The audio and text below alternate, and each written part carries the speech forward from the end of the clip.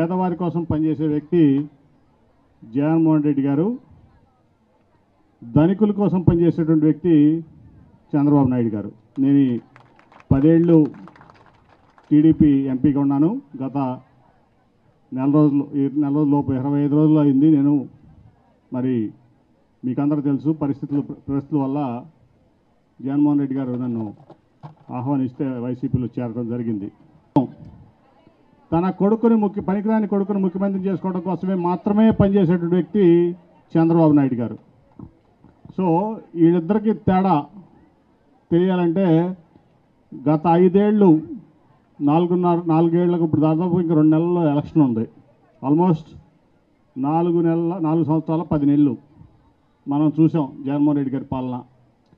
నేను కూడా ఈ మధ్య 20 రోజుల నుంచి డేటా అంతా కూడా తెప్పించి చూస్తున్నాను. అంతకుముందు ఈనాడు పేపర్ చదివో, చంద్రబాబు నాయుడు గారు చెప్పింది వినో, జ్యోతి పేపర్ చదివో, లేకపోతే సోషల్ మీడియాలో చూసో నిజంగా కూడా కొన్ని డౌట్లు ఉండే నాకు. జగన్మోహన్ రెడ్డి గారి సమర్థత మీద, ఆయన యొక్క కమిట్మెంట్, పేదల పట్ల ఆయన యొక్క కమిట్మెంట్ మీద నాకు కొంత విశ్వాసం ఉన్నా, నమ్మకం ఉన్నా. కానీ ఇవన్నీ చూసి నేను కూడా మీలాగా కన్ఫ్యూజ్ అయ్యాను చాలామందిలాగా. కానీ ఈ మధ్య మొత్తం కూడా డేటా తెప్పి చూస్తుంటే నిజంగా పేదల కోసం, సమాజంలోని బడుగు బలహీన అట్టడుగు వర్గాల కోసం ఈ దేశంలోనే ఎంత పనిచేసినటువంటి ముఖ్యమంత్రి ఎవరు ఉన్నారంటే అది కేవలం జగన్మోహన్ రెడ్డి గారు అని చెప్పి మీకు ఈ సందర్భంగా తెలియజేస్తా ఉన్నా. 2,50,000 కోట్లండి. 2,50,000 కోట్లు అంటే నాకు ఎన్ని సున్నాలు పెట్టాలో కూడా అర్థం కావట్లేదు. నాకే అర్థం కావట్లా, నిజం చెప్తున్నా. 2,50,000 కోట్లు అంటే 2, 5 తర్వాత ఎన్ని సున్నాలు పెట్టాలో నాకు తెలియదు. నాకు నిజంగా నా మైండ్కి అంచనా అందట్లా. మరేమన్నా మ్యాథమెటిక్స్లో లెక్చర్లు కానీ వాళ్ళు ఎవరుంటే పెట్టగలరేమో. అన్ని లక్షల కోట్ల రూపాయలు కేవలం పేదవారి కోసం ఈ ప్రపంచంలోనే, భారతదేశంలో కాదు ప్రపంచంలోనే ఇచ్చినటువంటి వ్యక్తి ఉన్నారంటే అది జగన్మోహన్ రెడ్డి గారు. నేను చాలా రాష్ట్రాలు తిరిగా, ఎంపీగా తిరిగా, వ్యాపారవేత్తగా తిరిగా. కానీ తన అన్న మాట కోసం, తనని నమ్ముకున్నటువంటి సమాజం కోసం ఇంతటి కార్యక్రమాన్ని ఎవరో తీసుకోలేదు. నిజంగా చెప్తున్నా. నేను నా గుండెల్లోంచి వచ్చే మాటలు ఊరిని పైపైన మాట్లాడలే. నేను ఏదో ఈ పార్టీలోకి వచ్చానని చెప్పి అంతకుముందు కూడా చెప్పా. చాలా సందర్భాల్లో నేను చెప్తా ఉండేవాడిని. మీ దాకా వచ్చిందో లేదో కానీ నిజంగా కూడా ఎప్పటికప్పుడు ఈ నెలలో ప్రభుత్వం జీతాలు ఇవ్వలేదు అని మనకి హెడ్లైన్లో వార్త వస్తుంది చంద్రబాబు గారి మీడియాలో, అంతకుముందు మా మీడియాలో. నిజంగానే అనుకునేవాడిని, నిజంగానే వచ్చే నెల పేదలకు సంక్షేమ పథకం రాదేమో, జగన్మోహన్ రెడ్డి గారు జీతాలు ఇవ్వలేరేమో అని ఎక్కడో మారుమూల ప్రాంతంలో మీడియాను పంపించి ఒక గోతులు ఉన్నటువంటి రోడ్డు తీసేవాళ్ళు, ఫోటో దాన్ని హైలైట్ చేసేవాళ్ళు. ఆ రోడ్లన్నీ మోకాల్లో గోతులు ఉన్నాయని. నేను తిరుగుతుంటే మరి విజయవాడ పార్లమెంట్లో నాకు ఎక్కడ గోతులు కనపడలే రోడ్లలో. ఎక్కడో మారుమూలలో చిన్న రోడ్లు, ఎక్కడ పల్లెటూరులో రోడ్లు ప్రభుత్వం దృష్టిలోకి రాలేదేమో కానీ నాకైతే కనపడలా. నేను జగ్గపేట నుంచి విజయవాడ తిరుగుతున్నా, విజయవాడ నుంచి తిరువూరు తిరుగుతున్నా, ఈ ప్రాంతం అంతా తిరుగుతున్నా. మరి ఎక్కడ నాకు బాగానే ఉందంతా. ఎప్పటికప్పుడు మీడియా మేనేజ్మెంట్, హెడ్లైన్ మేనేజ్మెంట్ అంటారు దాన్ని వేస్తా ఏ రోజుకి ఆ రోజు రాష్ట్రం దివాళా తీసిందని ఈ రాష్ట్రానికి ఒక నెగటివ్ బ్రాండింగ్ చేసిన ఎవరంటే అది కేవలం చంద్రబాబు నాయుడు గారే. పేదవాళ్ళ కోసం ఇంత చేస్తా అంటే జగన్మోహన్ రెడ్డి గారు దాన్ని నెగటివ్ ప్రోపగండా చేపించి నిధులు అందనీయకుండా రకరకాల కేసులు పెట్టి రకరకాలుగా ఆయన ఇబ్బంది పెట్టినా మరి ఆయన ఎక్కడి నుంచి ఏ రకంగా డబ్బు తీసుకొచ్చి మీ అందరికీ 2,50,000 కోట్లు ఇచ్చాడంటే నిజంగా ఆయన భగవంతుడి కంటే ఎక్కువ అని నేను భావిస్తున్నా. మీ అందరూ కూడా గుర్తుంచుకోవాలి. అది నేను అనుభవంతో చెప్తున్నా. 10 ఏళ్ళు ఎంపీగా ఈ భారతదేశాన్ని చూసిన వ్యక్తిగా, అంతకుముందు వ్యాపారంలో ఈ భారతదేశాన్ని ప్రపంచం చూసిన వ్యక్తిగా నేను 200 దేశాలకు తిరిగా. ఎక్కడ కూడా ఇంత పేద ప్రజలకు సంక్షేమం జరగలా. దాంట్లో ఎటువంటి సందేహం లేదు. పార్లమెంట్ కమిటీలు వెళ్ళాం వివిధ దేశాల్లోకి, అక్కడ కూడా చర్చిస్తూ ఉండేవాళ్ళం. నిజంగా హ్యాట్స్ ఆఫ్ జగన్మోహన్ రెడ్డి గారి, హ్యాట్స్ ఆఫ్. పేదవాళ్ళ మనిషి, అట్లాగే ఇవాళ ఆసరా పథకం చూసాం, 4th ఫేసు, దాదాపు 30 కోట్ల చిల్లర ఈస్ట్ నియోజకవర్గం అవినాష్ గారి ద్వారా మీ అందరూ తీసుకుంటున్నారు. అట్లాగే ఇప్పుడు వరకు ఓన్లీ ఈస్ట్ నియోజకవర్గంలో 120 కోట్ల పైన అవినాష్ గారి ద్వారా జగన్మోహన్ రెడ్డి గారు మీ అందరికీ ఇచ్చారు. అలాగే విజయవాడలో ఇందాక మేయర్ గారు చెప్పారు 320 కోట్ల చిల్లర, విజయవాడ నగరానికి మాత్రమే 320 కోట్ల చిల్లర కేవలం డ్వాక్రా మహిళలకు ఇచ్చినటువంటి గొప్ప వ్యక్తి ఉన్నారంటే అది జగన్మోహన్ రెడ్డి గారు.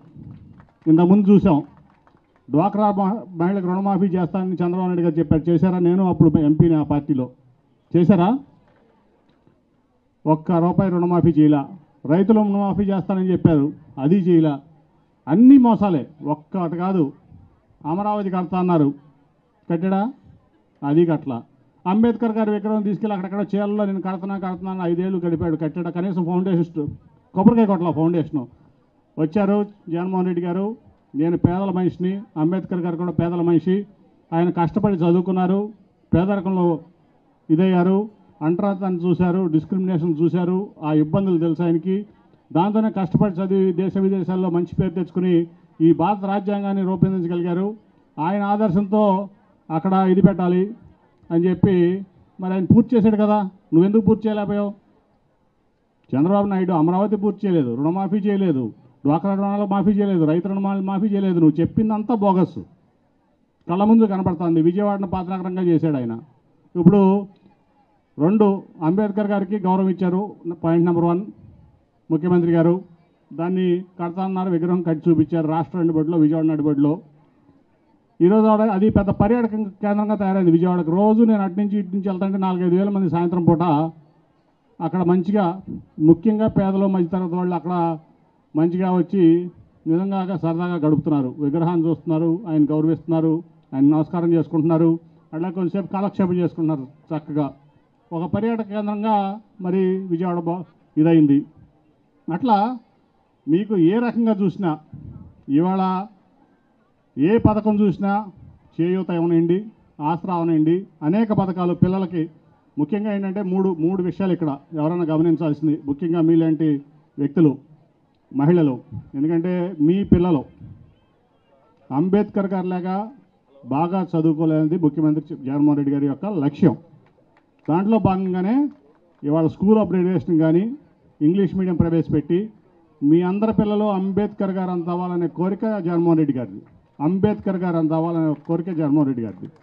అట్లాగే మీ అందరి ఆరోగ్యం రాజశేఖర రెడ్డి గారి యొక్క ఆదర్శంలో భాగంగా, ఆయన ఐడియాలజీలో భాగంగా ఆరోగ్యశ్రీ కంటే కూడా బాగా ఇవాళ 25 లక్షల రూపాయలు ట్రీట్మెంట్లు మీకు అందజేస్తానంటే ఈ దేశంలోనే ఏ రాష్ట్ర ప్రభుత్వం కూడా మీ ఆరోగ్యం సంగతి పట్టించుకోలేదు. అలాగే మీలాంటి వ్యక్తులందరూ కూడా పేదవాళ్ళు బాగుండాలంటే, మీరు బాగుంటేనే సమాజం బాగుంటుందని చెప్పి 2,50,000 కోట్ల రూపాయలు మీ లైఫ్ స్టైల్ చేంజెస్ కోసం, మీకోసం, మీ పిల్లల కోసం, మీ కుటుంబాల కోసం వేసినటువంటి వ్యక్తి జగన్మోహన్ రెడ్డి గారు. అట్లాగే ఆయన బాటలో ఇవాళ అవినాష్ గారు 11 సంవత్సరాలు ఇప్పుడు అవినాష్ రాజకీయాల్లోకి వచ్చి ఏ ఒక్క పదవి చేయలే, పోటీ చేసినా కూడా మరి వాళ్ళ వరకు ఎంపీ చేయలా, ఎమ్మెల్యే చేయలా.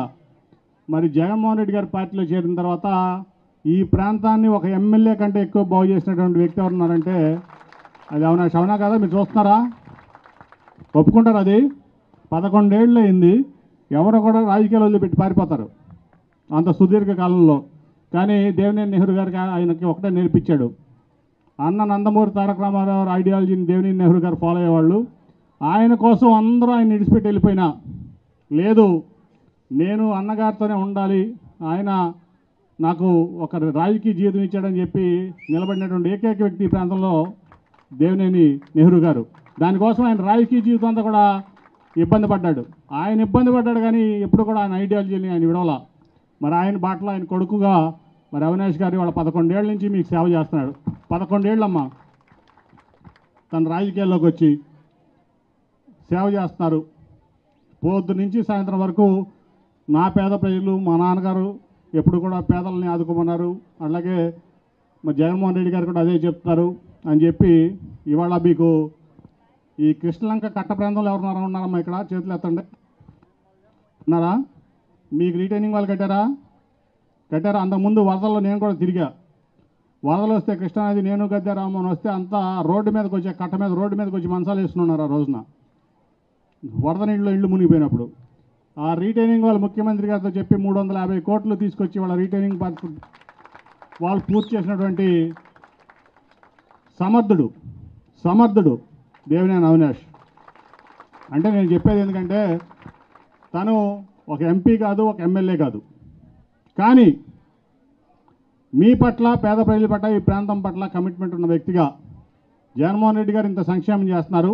ఆ సంక్షేమ పథకాలు మీకు అందేటట్లు చూస్తూ అట్లాగే ఒక పక్క ఈ ప్రాంత అభివృద్ధి కోసం మరి 300 కోట్లు రీటైనింగ్ వాళ్ళ కోసం తీసుకొచ్చారు. రీటైనింగ్ వాళ్ళు పూర్తి చేసినటువంటి సమర్థుడు దేవినేని అవినాష్ గారు. అట్లాగే నేను చూసా విజయవాడ ఈస్ట్లో కొన్ని ప్రాంతాల్లో చాలా రోడ్లన్నీ కూడా ఆ మధ్య అందరూ అనేవాళ్ళు జగన్మోహన్ రెడ్డి గారు అభివృద్ధి చేయట్లేదు అంటే నేను నమ్మేవాడిని. నేను మహానాడు రోడ్డు అట్లాగే వెటనరీ కాలనీ ఆ కాలనీలను తిరుగుతున్నప్పుడు రోడ్లన్నీ చక్కగా బాగు చేసి పక్కన పేమెంట్లు కూడా వేసి ఉన్నాయి.